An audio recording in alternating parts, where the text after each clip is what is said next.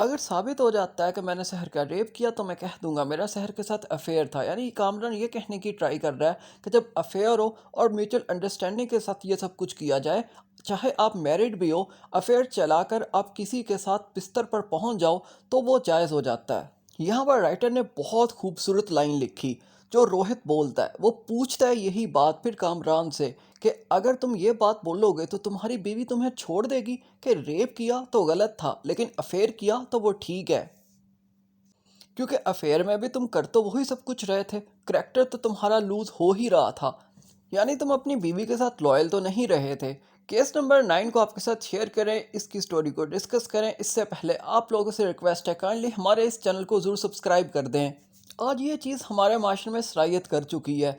लोग अपनी लॉयल्टी को नहीं देखते बल्कि वो ये देखते हैं कि हम तो म्यूचुअल अंडरस्टैंडिंग के साथ ये सब कुछ कर रहे हैं। ये प्राइवेट स्कूल्स, कॉलेजेस, यूनिवर्सिटीज़ या ऑफिस जहाँ पर भी एक लड़की जाती है उसे इसी नज़र से देखा जाता है। जिस दिन वो इंटरव्यू देने के लिए जाती है उसी दिन से ये माइंड बना लिया जाता है कि ये अपने आप को विलिंग करके आई है। इसे पता है कि मैंने सिर्फ यहाँ पर काम नहीं करना बल्कि अपने बॉसेस को खुश भी करना है, और खुश कैसे करना है वो आप लोग जानते हैं, वो इस ड्रामा के अंदर हम देख चुके हैं। अगर तो प्यार मोहब्बत के साथ मानेगी तो ठीक है, फिर भी काम वही होगा जो म्यूचुअल अंडरस्टैंडिंग के साथ किया जाना है। लेकिन अगर वो मान जाएगी तो फिर तो वेल एंड गुड हो जाएगा। चुप करके हम वो सब कुछ करते रहेंगे और वो भी अपने घर वालों को, अपने शोहर को या अपने माँ बाप को धोखा देती रहेगी। और ये बंदा तो वैसे ही चीट करता आ रहा है पिछले बहुत सारे अरसे से, जो जो इसके अंडर एम्प्लॉय काम कर रही हैं।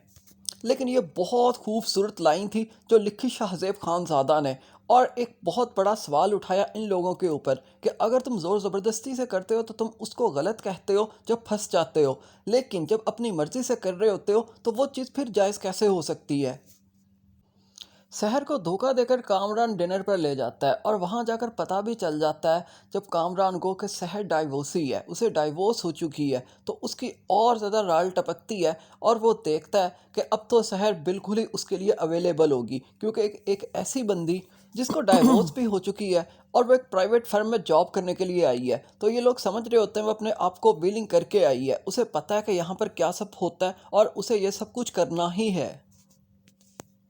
चलें, कामरान या बॉस कोई भी हो, उसको तो पता होता है, उसका तो माइंडसेट ही है, उसको तो एक तरफ रख देते हैं। सवाल यहाँ पर यह पैदा होता है कि शहर जैसी लड़कियाँ फिर धोखा क्यों खाती हैं, जिन्होंने इतनी तालीम हासिल की होती है, उन्हें सब कुछ पता होता है कि मर्द की ज़ात क्या उनसे चाहती है, वो फिर भी ऐसी जगहों के ऊपर जाकर जॉब्स करती हैं। अब शहर को पता चल गया था कामरान की नीयत के अंदर फितूर है। वो सब कुछ जब बता रही है, जब अपना रेप होने से पहले एक लॉयर के पास जाकर बैठी हुई है, तो तब सब कुछ बता रही है खुद। कि कामरान ने कौन कौन से मौके के ऊपर उसका फ़ायदा उठाने की ट्राई की और उसे फांसने की ट्राई की, और उसे अब सब कुछ वो याद आ रहा है जो वो शेयर कर रही है अपनी लॉयर के साथ।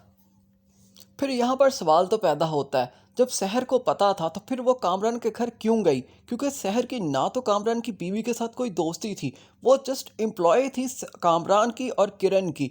साथ रोहित की भी वो कोई दोस्त नहीं थी जिसकी वजह से वो वहाँ पर गई।